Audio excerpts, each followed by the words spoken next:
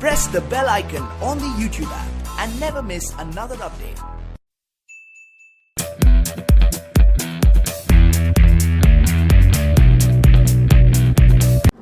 Hello friends, welcome back to my channel the maths planet. My self Dheeraj Kumar Verma. आज हम लोग करने जा रहे हैं क्लास 12th का chapter 6 that's application of derivative, जिसमें हम करेंगे एक्सरसाइज 6.1 जो कि है rate of change of quantities. ठीक, चैप्टर 6 की पहली एक्सरसाइज है और इससे पहले वाली क्लास में हम लोग ने क्वेश्चन नंबर 8 तक कवर अप कर लिया था। होप आप लोग बहुत अच्छे से समझ आया होगा। आज हम लोग क्वेश्चन नंबर 9 से शुरू करेंगे। ठीक, बेसिक तो आप लोगों को वैसे भी क्लियर हो चुके हैं। चलिए क्वेश्चन पढ़ते हैं। The balloon which always remain spherical. सबसे पहली बात, हम एक बैलून की बात कर रहे हैं विच ऑलवेज रिमेन स्फेरिकल। जैसे मैंने पहले भी कहा, पहले वीडियोस में कहा कि हमेशा सबसे पहला काम, हमारा बेसिक काम जो होता है वो डायग्राम को पहचानना। तो यहाँ पे एक बैलून है विच ऑलवेज रिमेन्स स्फेरिकल। चलिए एक स्फेयर बना लेते हैं हम लोग। ठीक, ऐसे डिनोट करते हैं ताकि 3D डायग्राम लगे। और स्फेयर में हमारे पास सिर्फ एक डायमेंशन होती है r। तो हमने यहाँ से अपना सोल्यूशन शुरू किया। ठीक, लेट रेडियस ऑफ स्फेयर या स्फेरिकल बैलून, ठीक, which is equal to r centimetre. चलिए तो डायग्राम चूज कर लिया, लेट कर लिया हम लोगों ने। आगे देखते हैं इस क्वेश्चन को। A balloon which always remain spherical has a variable radius, मतलब जिसका रेडियस क्या हो रहा है, वेरिएबल हो रहा है। वेरिएबल मतलब चेंज हो रहा है, या तो बढ़ रहा है या तो घट रहा है, बिकॉज ने चेंज कहा है। Find the rate at which its volume is increasing, किस रेट से उसका वॉल्यूम इंक्रीज होगा with the radius when the latter is 10। ठीक, चलिए सो यहाँ पे क्या है भाई, हमें वॉल्यूम की बात करनी है। तो volume of spherical balloon. Okay, so volume क्या हो जाएगा इसका, 4/3 पाई आर क्यूब। अब हमें क्वेश्चन पे एक बार ध्यान देनी है, उसने क्या कहा। उसने कहा कि एक बैलून है which always remains spherical has a variable diameter, मतलब जो वॉल्यूम है स्फेयर का वो डिपेंड किस पे कर रहा है, वेरिएबल रेडियस। रेडियस यहाँ पर चेंज हो रहा है विद रिस्पेक्ट टू रेडियस। तो रेडियस जब बढ़ेगा तो वॉल्यूम भी क्या होगा, बढ़ेगा। रेडियस जब घटेगा तो वॉल्यूम भी क्या होगा, घटेगा। तो यहाँ पर इनडायरेक्टली उसने कह दिया कि वेरिएबल रेडियस है, इसका मतलब इसे विद रिस्पेक्ट टू आर हमें निकालना है। चलिए डिफरेंशिएट विद, और इस पूरे क्वेश्चन में ये वेरिएबल रेडियस ही समझ आता है, बिकॉज उसने वेरिएबल रेडियस कहा, इसका मतलब वॉल्यूम जो है वो रेडियस पे ही डिपेंड है। So differentiate with respect to radius we get. Okay, so ये कॉन्सेप्ट मुझे लगता है आप समझ गए होंगे। डीवी अपॉन में डी आर, यहाँ पे 4/3, ठीक, 4/3 D upon D R which is equal to R cube. तो सिंपली हमारे पास क्या आएगा अभी, 4/3 पाई आर क्यूब क्या हो जाएगा, 3r स्क्वायर। और r का differential with respect to r क्या होगा, 1 होगा। तो इसे करने की जरूरत नहीं है हमें, यहाँ 3 से 3 कट रहा था। ओके, सो फाइनली हमारे पास dv अपॉन डी आर जो है वो आ गया 4 पाई r स्क्वायर। ठीक, अब उसने कहा find the rate at which the volume is increasing. ठीक, वॉल्यूम जो इंक्रीज हो रहा है किस रेट से इंक्रीज हो रहा है, with the radius when the latter is 10, जब बाद में उसका रेडियस क्या हो जाएगा, 10 हो जाएगा। तो सिंपली हमारा आंसर कब आएगा, जब हम इसमें वैल्यू पुट करेंगे। तो वैल्यू क्या है हमारी, डीवी अपॉन डी आर। ठीक, स्क्वायर ब्रैकेट लगाएंगे एंड आर इक्वल टू क्या आ जाएगा हमारे पास, 10 आ जाएगा। तो 4 पाई एंड 10 का स्क्वायर, तो 10 का स्क्वायर क्या हो जाएगा, 100। 100 इंटू 4 क्या हो जाएगा, 400 पाई। वॉल्यूम किस में होगा, हमें देखेगा सेंटीमीटर। तो सेंटीमीटर क्यूब, जैसे मैंने पहले भी कहा यूनिट लिखना बहुत ज़रूरी है। सेंटीमीटर क्यूब अपॉन में रेडियस, तो रेडियस किस में होगा, सेंटीमीटर में। तो that's a required answer for question number 9। Hope आप लोग अच्छे से समझ आया होगा। आइए क्वेश्चन नंबर 10 देखते हैं हम लोग। ये भी बहुत आसान क्वेश्चन है बट थोड़ा इंटरेस्टिंग क्वेश्चन है, और आप चाहें तो इसके ऊपर इंपॉर्टेंट लगा सकते हैं। ठीक, बोर्ड एग्जाम में कई बार ये क्वेश्चन रिपीटेड है। अब क्वेश्चन क्या है, अ लैडर 5 मीटर लॉन्ग। हमारे पास एक लैडर है जो 5 मीटर लॉन्ग है। ठीक, डायग्राम क्लियर नहीं हो रहा अभी तक। Is leaning against a wall. Okay, अब वॉल है तो भाई जमीन भी होगी, अर्थ भी होगी। ठीक, उसके ऊपर एक वॉल है। वॉल हमेशा, कभी नोटिस कीजिए अपने घर के वॉल्स को भी नोटिस कीजिए, हमेशा वॉल 90 डिग्री एंगल पे होती है। और इस वॉल के ऊपर, ठीक, यहाँ पर हमारा एक लैडर है। थोड़ी टेढ़ी हो गई लैडर, बट ये लैडर है। लैडर हमारा है 5 मीटर लॉन्ग। अब लैडर की लेंथ में तो कोई चेंज आने वाला नहीं है, तो हमारा ये हो गया diagram. Okay, against a wall a ladder 5 metre long. Ladder जो हमारी 5 मीटर लॉन्ग है, ठीक, यहाँ से लेकर यहाँ तक, is leaning against a wall. The bottom of the ladder is pulled along the ground. ठीक, उसको हम खींच रहे हैं, कहाँ खींच रहे हैं, away from the wall, wall से दूर। मतलब वॉल ये रहा हमारा। ठीक, ये हमारी क्या है भाई, वॉल है, और ये हमारा क्या है भाई, लैडर। ओके, तो इसे हम पुल कर रहे हैं अवे फ्रॉम द वॉल। तो मैंने इस लैडर को क्या क्या खींचा, कभी आप प्रैक्टिकली देखिए, अगर मैंने इस लैडर को खींच के यहाँ कर दिया तो जो वॉल पे उसकी हाइट है वो हाइट क्या हो जाएगी, कम हो जाएगी, डिक्रीज हो जाएगी उसकी हाइट, क्योंकि मैंने यहाँ पे लेंथ को क्या किया, इंक्रीज किया, बिकॉज लैडर की लेंथ तो चेंज नहीं होने वाली, हम लैडर को ना खींच सकते हैं ना स्क्वीज कर सकते हैं। Okay, so away from the wall at the rate of, अब ये जो हम पुल कर रहे हैं, मान लीजिए ये x है हमारा और ये y है, अब इसे जो पुल कर रहे हैं उसका रेट क्या है, 2 सेंटीमीटर पर सेकेंड। ठीक, तो चलिए लिख लेते हैं, let the distance between foot of wall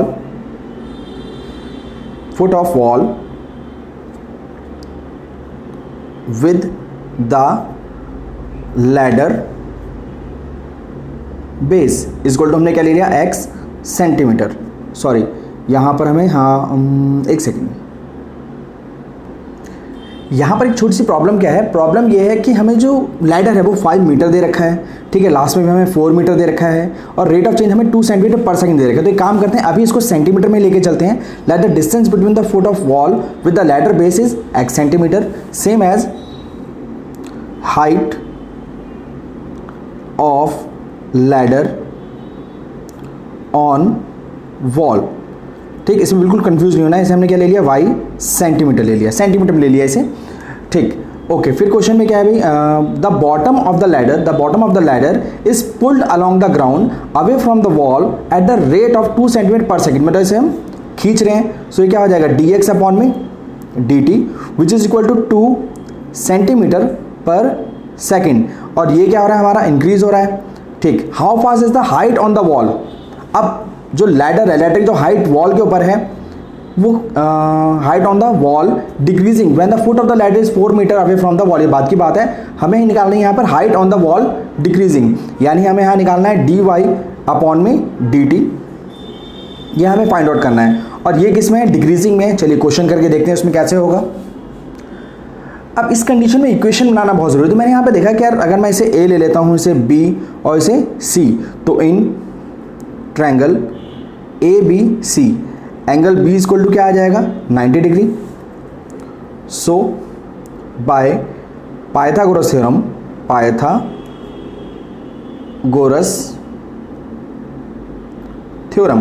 क्या हो जाएगा भाई, AB square plus BC square which is equal to AC square. ठीक, पाइथागोरस थ्योरम हमारे सेम यही थी, 10th क्लास में हमने पढ़ा। ठीक, सो ए बी हमारा क्या है भाई, x स्क्वायर, बी सी हमारा क्या है, y स्क्वायर, और ए सी हमारा क्या है, 5 मीटर।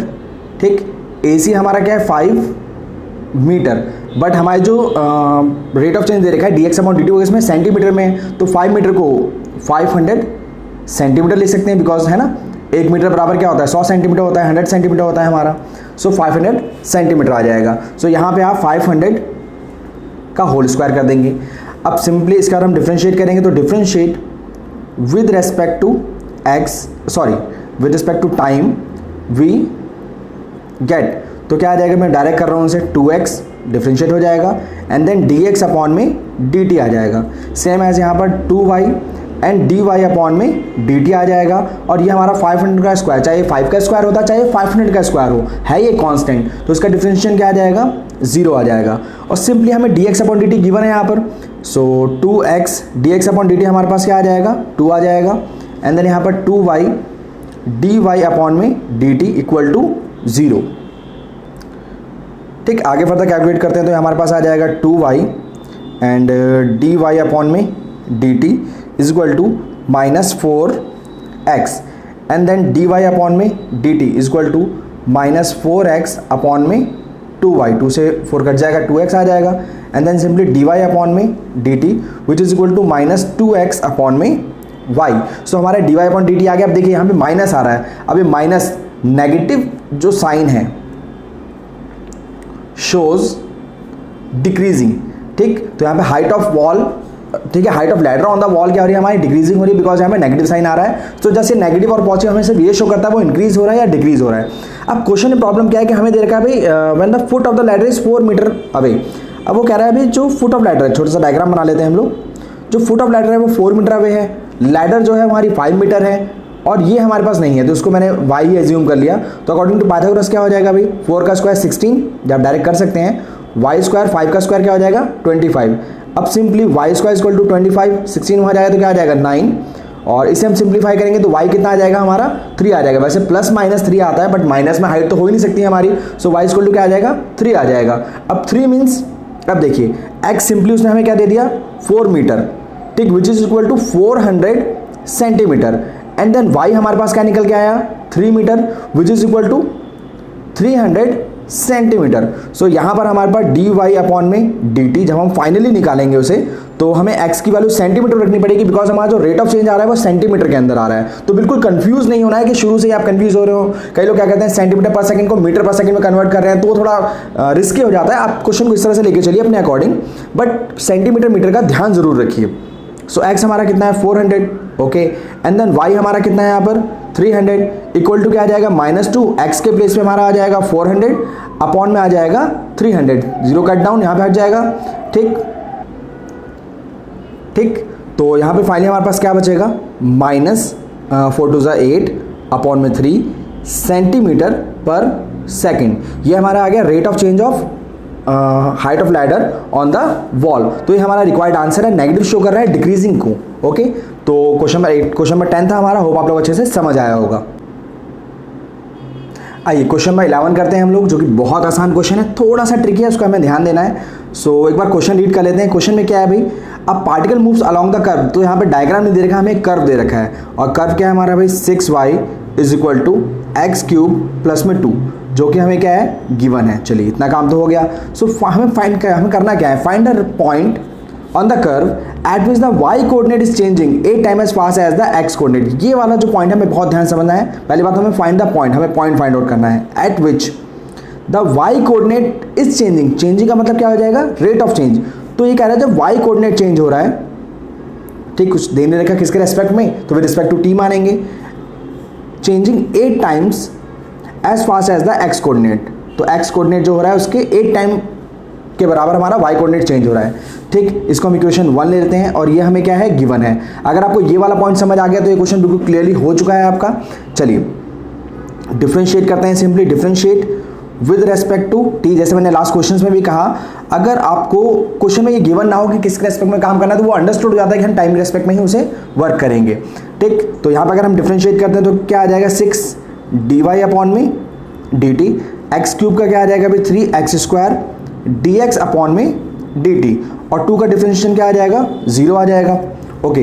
अब पॉइंट्स निकालने के लिए हमें x और y की वैल्यू चाहिए, तो हमने यहाँ पे क्या किया फ्रॉम इक्वेशन 1, ठीक। इक्वेशन हमने 1 में dy अपॉन dt की वैल्यू क्या है भाई 8 dx upon dt। So dy by dt के प्लेस हमने क्या किया भाई वैल्यू को रख दिया 8 इंटू dx अपॉन में dt, और यहाँ आ रहा है 3x स्क्वायर dx अपॉन में dt, ठीक। बिल्कुल इजी क्वेश्चन, जस्ट वैल्यू रखी मैंने dy अपॉन dt की जो वैल्यू हमें गिवन है 8 dx अपॉन dt, मैंने वो वैल्यू रखी। अब dx upon dt cancel out हो रहा है यहाँ से, ओके। अब यहाँ पे आ रहा है भाई 6 इंटू 8 अपॉन में 3 is equal to x square, तो 3 टू 6, तो सिंपली हमारे पास x बराबर आ रहा है अंडर रूट में 8 टू 16 यानी 4, ओके। बट यहाँ पर जब रूट से कोई चीज़ बाहर आती है तो वो प्लस माइनस में हो जाती है, प्लस माइनस, ठीक। तो x हमारा आ गया 4 एंड x हमारा आ गया यहाँ पर माइनस का 4, ओके। अब हमें चाहिए पॉइंट, तो हम क्या करेंगे भाई on putting x in given curve, जो भी हमें कर्व गिवन है उसमें x की वैल्यू को डालेंगे, ठीक। तो हमारे पास क्या आ जाएगा भाई 6y, x के प्लेस पे आ जाएगा 4 क्यूब प्लस में 2, तो सिंपली 6y, 4 का क्यूब क्या आ जाएगा 64 प्लस में 2, एंड देन y बराबर क्या हो जाएगा 66 अपॉन में 6, तो 11 आ जाएगा, एंड देन y आपका आ गया 11, ठीक। तो इसके अकॉर्डिंग अगर हम अपने पॉइंट को देखें तो हमारा पॉइंट क्या आ रहा है भाई, मैंने 4 पुट किया और मेरे पास 11 आ गया, ये हमारा एक पॉइंट आ गया, ओके। बिल्कुल ऐसे ही हम नेक्स्ट पॉइंट को निकालेंगे 6y, ठीक। 4 के प्लेस पे क्या आ जाएगा -4 और उसका क्यूब प्लस में 2, ठीक। सो यहाँ पर 6y बराबर क्या हो जाएगा भाई वही आएगा 64, बट माइनस का आएगा इस बार, अब प्लस में 2, तो ये आ जाएगा हमारा -62। तो सिंपली y हमारा आ गया -62 अपॉन में 6। अगर इनसे कट करते हैं तो भाई 2 से कट करते हैं तो 3 आ जाएगा और 31।